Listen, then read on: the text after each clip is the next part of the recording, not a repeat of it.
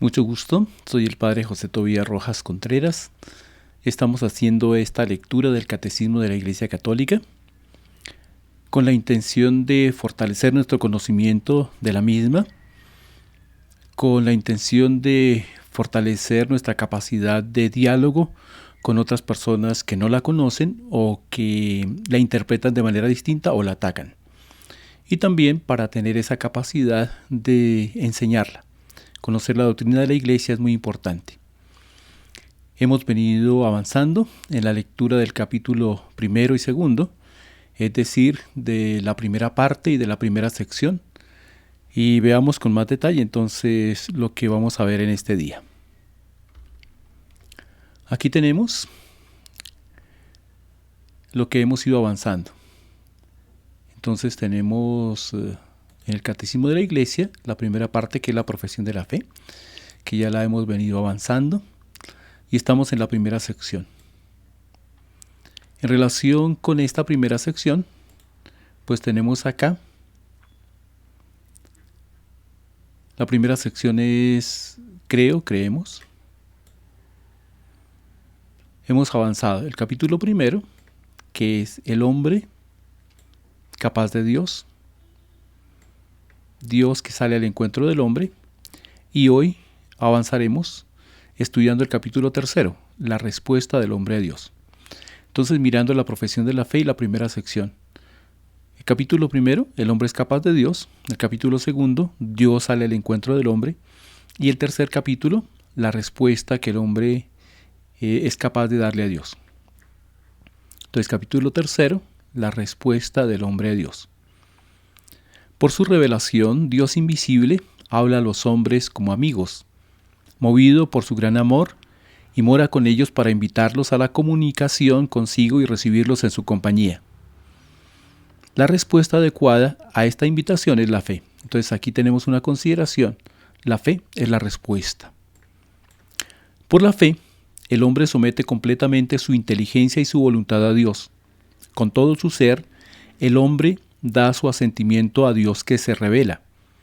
La Sagrada Escritura llama obediencia de la fe a esta respuesta del hombre a Dios que se revela.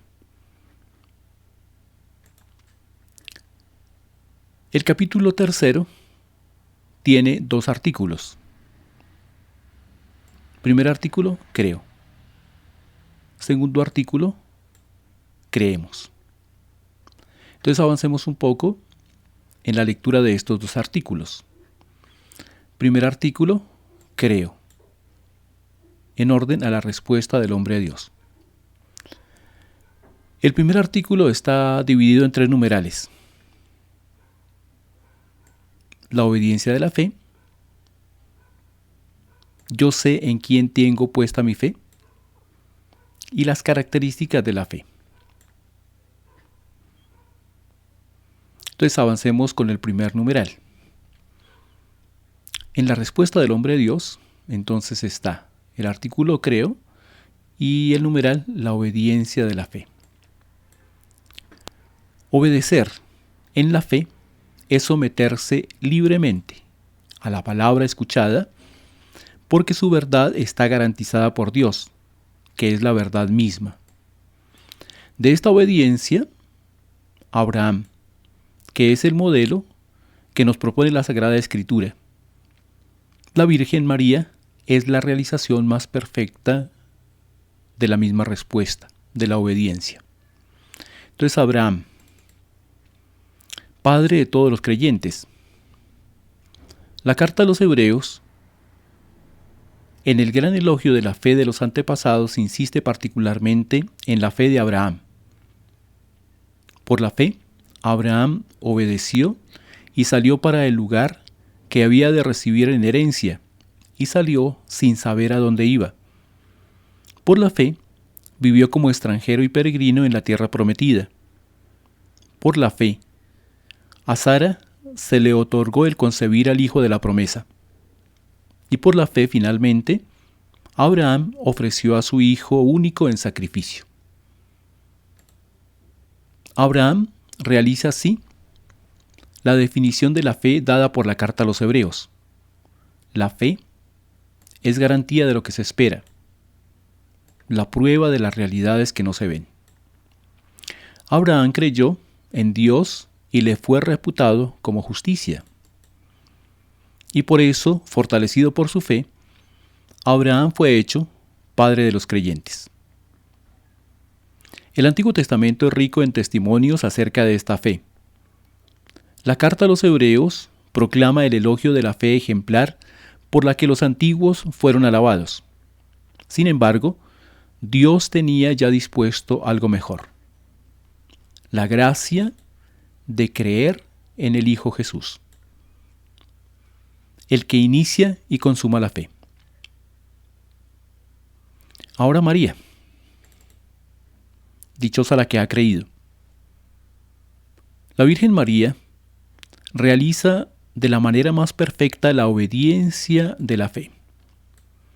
En la fe, María acogió el anuncio y la promesa que le traía el ángel Gabriel, creyendo que nada es imposible para Dios.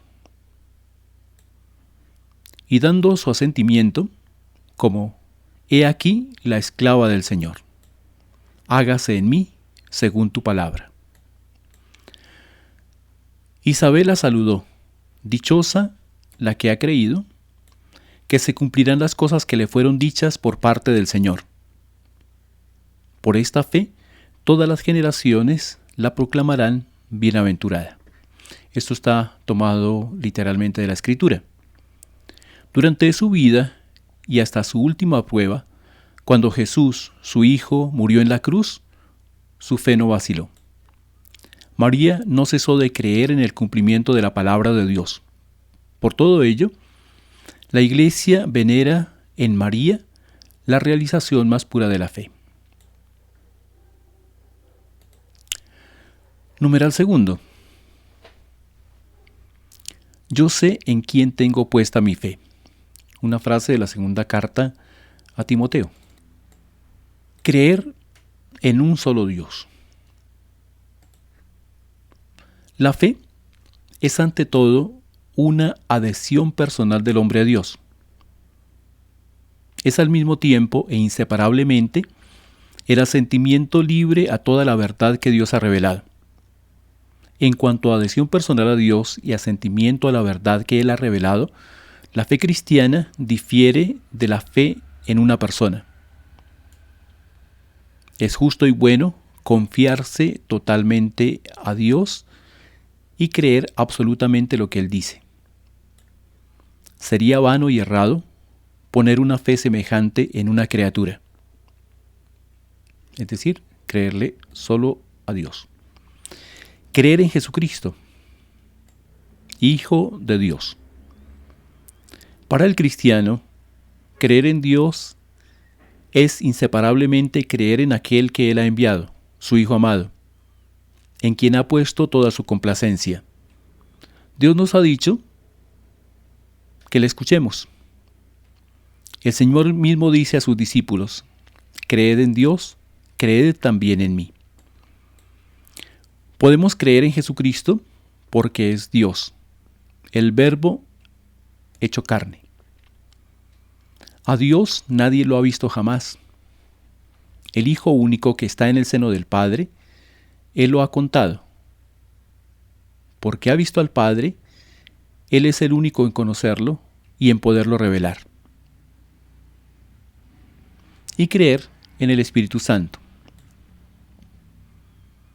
No se puede creer en Jesucristo sin tener parte en su Espíritu. Es el Espíritu Santo quien revela a los hombres quién es Jesús, porque nadie puede decir Jesús es Señor sino bajo la acción del Espíritu Santo. El Espíritu Santo todo lo sondea, hasta las profundidades de Dios. Nadie conoce lo íntimo de Dios sino el Espíritu Santo, el Espíritu de Dios. Solo Dios conoce a Dios enteramente. Nosotros creemos en el Espíritu Santo porque es Dios. La Iglesia no cesa de confesar su fe en un solo Dios, Padre, Hijo y Espíritu Santo. Aquí tenemos el tercer numeral de este artículo primero. Las características de la fe. La fe es gracia. Cuando San Pedro confiesa que Jesús es el Cristo, el Hijo de Dios vivo, Jesús le declara que esta revelación no le ha venido de la carne y de la sangre, sino de mi Padre que está en el cielo. La fe es un don de Dios, una virtud sobrenatural, infundida por Él. Para dar esta respuesta de la fe es necesaria la gracia de Dios, que se adelanta y nos ayuda junto con los auxilios interiores del Espíritu Santo, que mueve el corazón, lo dirige a Dios, abre los ojos del Espíritu y concede a todos gusto en aceptar y creer la verdad. La fe es un acto humano. Solo es posible creer por la gracia y los auxilios interiores del Espíritu Santo, pero no es menos cierto que creer es un acto auténticamente humano. No es contrario ni a la libertad ni a la inteligencia del hombre depositar la confianza en Dios y adherirse a las verdades por Él reveladas. Ya en las relaciones humanas no es contrario a nuestra propia dignidad creer lo que otra persona nos dice sobre ellas mismas y sobre sus intenciones, y prestar confianza a sus promesas, como por ejemplo cuando un hombre y una mujer se casan, para entrar así en comunión mutua. Por ello, es todavía menos contrario a nuestra dignidad presentar por la fe la sumisión plena de nuestra inteligencia y de nuestra voluntad al Dios que revela, y entrar así en la comunión íntima con Él. En la fe, la inteligencia y la voluntad humanas cooperan con la gracia divina. Creer es un acto del entendimiento, que asiente a la verdad divina por imperio de la voluntad movida por Dios mediante la gracia. Hay una relación entre la fe y la inteligencia.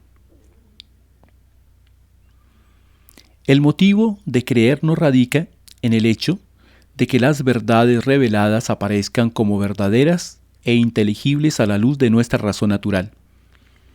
Creemos a causa de la autoridad de Dios mismo que revela y que no puede engañarse ni engañarnos. Sin embargo, para que el homenaje de nuestra fe fuese conforme a la razón, Dios ha querido que los auxilios interiores del Espíritu Santo vayan acompañados de las pruebas exteriores de su revelación, los milagros de Cristo y de los santos, las profecías, la propagación y la santidad de la Iglesia.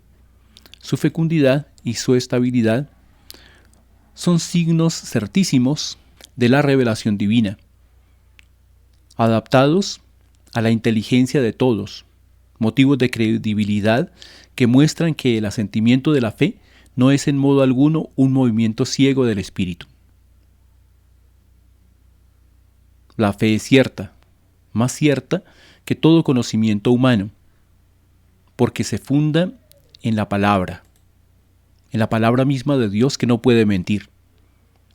Ciertamente, las verdades reveladas pueden parecer oscuras a la razón y a la experiencia humana, pero la certeza que da la luz divina es mayor la que da la luz de la razón natural. 10.000 dificultades no hacen una sola duda. Entonces la fe es cierta, la fe trata de comprender. Según San Anselmo de Canterbury, es inherente a la fe que el creyente desee conocer mejor a aquel en quien ha puesto su fe y comprender lo que le ha sido revelado.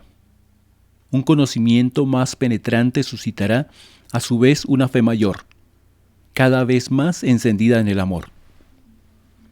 La gracia de la fe abre los ojos del corazón para una inteligencia viva de los contenidos de la revelación, es decir, del conjunto del designio de Dios y de los misterios de la fe, de su conexión entre sí y con Cristo, centro del misterio revelado. Ahora bien, para la inteligencia de la revelación, o para que la inteligencia de la revelación sea más profunda, el mismo Espíritu Santo perfecciona constantemente la fe por medio de sus dones.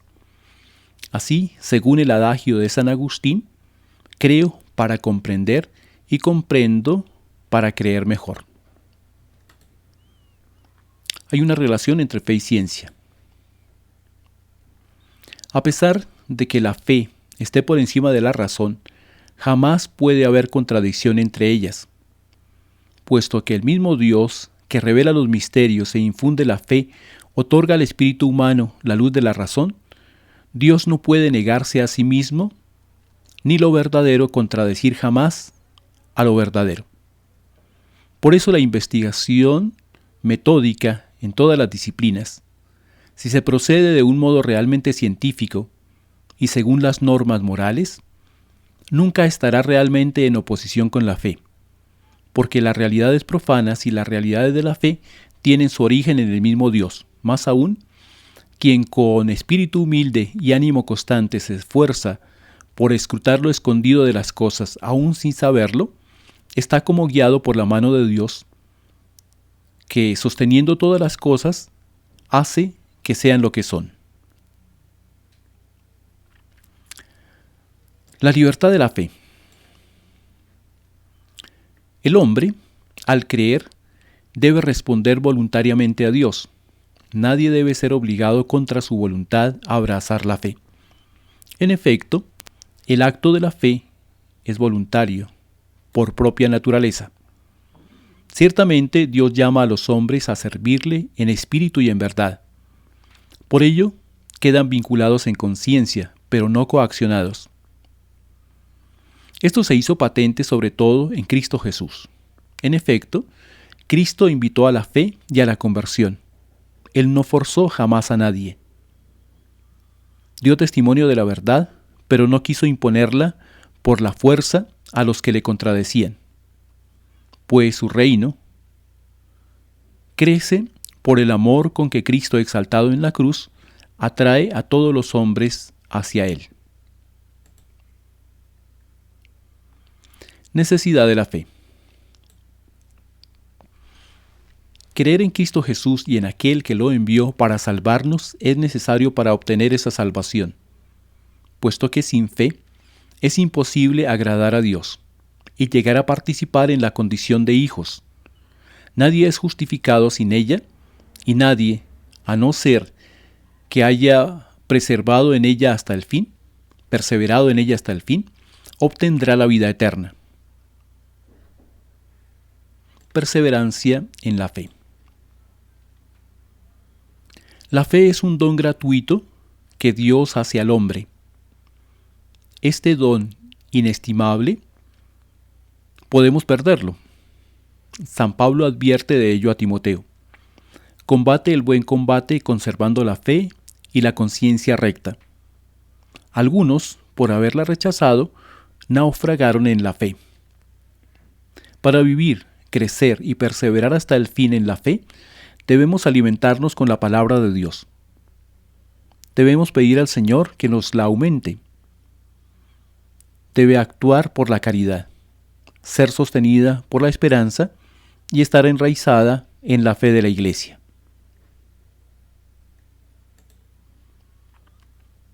La fe, comienzo de la vida eterna. La fe nos hace gustar de antemano el gozo y la luz de la visión beatífica, fin de nuestro caminar aquí. Entonces veremos a Dios cara a cara tal cual es. La fe es pues ya el comienzo de la vida eterna. Mientras que ahora contemplamos las bendiciones de la fe como reflejadas en un espejo, es como si poseyésemos ya las cosas maravillosas de que nuestra fe nos asegura que gozaremos un día. Ahora, sin embargo, caminamos en la fe y no en la visión. Y conocemos a Dios como en un espejo, de una manera confusa, imperfecta. Luminosa por aquel en quien cree, la fe es vivida con frecuencia en la oscuridad. La fe puede ser puesta a prueba. El mundo en que vivimos parece con frecuencia muy lejos de lo que la fe nos asegura. Las experiencias del mal y del sufrimiento, de las injusticias y de la muerte, parecen contradecir la buena nueva. Pueden estremecer la fe y llegar a ser para ella una tentación. Entonces, es cuando debemos volver hacia los testigos de la fe. Abraham, que creyó esperando contra toda esperanza. La Virgen María, en la peregrinación de la fe, llegó hasta la noche de la fe, participando en el sufrimiento de su Hijo y en la noche de su sepulcro.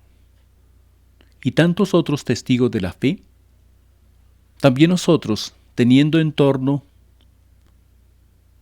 tan gran número de testigos, sacudamos todo lastre y el pecado que nos asedia, y corramos con fortaleza la prueba que se nos propone, fijo los ojos en aquel que inicia y consuma la fe. Esto conforme a la carta a los Hebreos. Bueno, así terminamos el artículo primero. Ahora veamos el artículo segundo, es decir, creemos. Estamos en el capítulo tercero, la respuesta del hombre a Dios. Artículo segundo, creemos. La fe es un acto personal. La respuesta libre del hombre a la iniciativa de Dios que se revela. Pero la fe no es un acto aislado. Nadie puede creer solo, como nadie puede vivir solo. Nadie se ha dado la fe a sí mismo, como nadie se ha dado la vida a sí mismo. El creyente ha recibido la fe de otro y debe transmitirla a otro. Nuestro amor a Jesús y a los hombres nos impulsa a hablar a otros de nuestra fe. Cada creyente es un eslabón en la gran cadena de los creyentes. Yo no puedo creer sin ser sostenido por la fe de otros, y por mi fe yo contribuyo a sostener la fe de otros. Creo, símbolo de los apóstoles, es la fe de la Iglesia, profesada personalmente por cada creyente, principalmente en su bautismo. Creemos, dice el símbolo de Nicea, constantinopolitano, en el original griego, es la fe de la Iglesia, confesada por los obispos reunidos en concilio o más generalmente por la asamblea litúrgica de los creyentes. El creo es también la Iglesia, nuestra Madre, que responde a Dios por su fe y que nos enseña a decir, creo, creemos. El artículo 2 presenta 3 numerales, un resumen y una comparación del credo en sus 2 versiones. Primer numeral, mira Señor la fe de tu iglesia. Segundo numeral, el lenguaje de la fe. Tercer numeral, una sola fe. Entonces, en la respuesta del hombre a Dios, el artículo segundo, creemos. Numeral primero, mira Señor la fe de tu iglesia. La iglesia es la primera que cree, y así conduce, alimenta y sostiene mi fe. La iglesia es la primera que en todas partes confiesa al Señor. Entonces cree, confiesa al Señor. A ti te confiesa la Santa Iglesia por toda la tierra. Cantamos en el himno llamado Te Deum. Y con ella, y en ella somos impulsados y llevados a confesar también. Creo, creemos. Por medio de la Iglesia recibimos la fe y la vida en Cristo Señor nuestro por el bautismo. En el ritual romano, el ministro del bautismo pregunta al catecúmeno, ¿qué pides a la Iglesia de Dios? Y la respuesta es, la fe. ¿Qué te da la fe? la vida eterna. La salvación viene solo de Dios, pero puesto que recibimos la vida de la fe a través de la Iglesia, esta es nuestra madre. Creemos en la Iglesia como la madre de nuestro nuevo nacimiento, y no en la Iglesia como si ella fuese el autor de nuestra salvación, porque es nuestra madre, es también la educadora de nuestra fe. Segundo numeral, el lenguaje de la fe.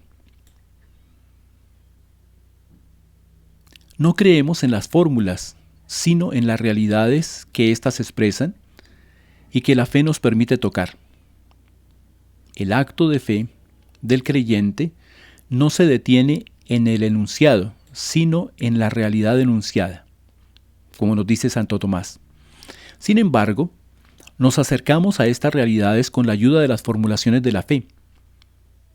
Las formulaciones de la fe permiten expresar y transmitir la fe, celebrarla en la comunidad, asimilarla y vivirla cada vez más. La Iglesia, que es columna y fundamento de la verdad, guarda fielmente la fe transmitida a los santos de una vez para siempre. Ella es la que guarda la memoria de las palabras de Cristo, la que transmite de generación en generación la confesión de la fe de los apóstoles. Como una madre que enseña a sus hijos a hablar y con ello a comprender y a comunicar, la Iglesia, nuestra madre, nos enseña el lenguaje de la fe para introducirnos en la inteligencia y la vida de la fe. Tercer numeral del artículo creemos. Una sola fe. Desde siglos, a través de muchas lenguas, culturas, pueblos y naciones, la Iglesia no cesa de confesar su única fe, recibida de un solo Señor, transmitida por un solo bautismo, enraizada en la convicción de que todos los hombres no tienen más que un solo Dios y Padre, como nos dice San Ireneo de León. La Iglesia, diseminada por el mundo entero hasta los confines de la tierra, recibió de los apóstoles y de sus discípulos la fe. Guarda diligentemente la predicación y la fe recibida, habitando como en una única casa. Y su fe es igual en todas partes, como si tuviera una sola alma y un solo corazón. Y cuanto predica, enseña y transmite, lo hace al unísono, como si tuviera una sola boca. Porque, aunque las lenguas difieren a través del mundo, el contenido de la tradición es uno e idéntico. Y ni las iglesias establecidas en Germania tienen otra fe u otra tradición, ni las que están entre los íberos, ni las que están entre los celtas, ni las de Oriente, de Egipto o de Libia, ni las que están establecidas en el centro del mundo. El mensaje de la Iglesia es, pues, verídico y sólido, ya que en ella aparece un solo camino de salvación a través del mundo. Esta fe que hemos recibido de la Iglesia la guardamos con cuidado, porque sin cesar, bajo la acción del Espíritu Santo, como un contenido de gran valor encerrado en un vaso excelente, rejuvenece y hace rejuvenecer al vaso mismo que la contiene. Bueno, elementos del resumen.